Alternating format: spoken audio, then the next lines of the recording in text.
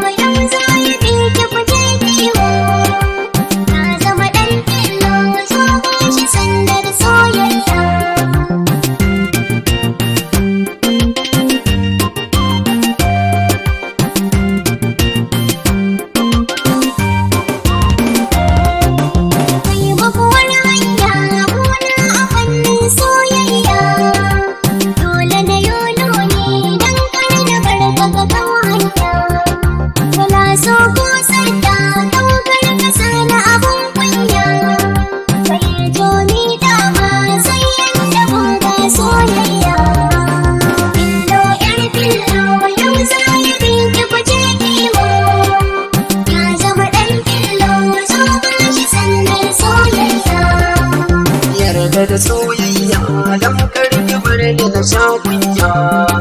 abin ki na zo daji daure gidan kan soyayya idan kika kore ni na shakka za na ji kunya daure domin Allah zo ba ni sandar soyayya.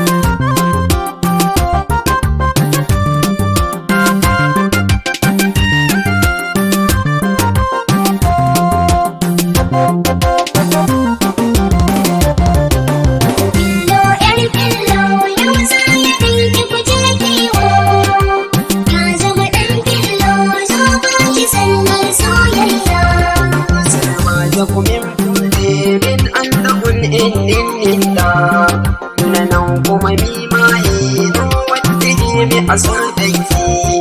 manya ga ɗakuri sarba ta so mai kaunar ki rayuwa dinnan kawai daular daga ka soyayya.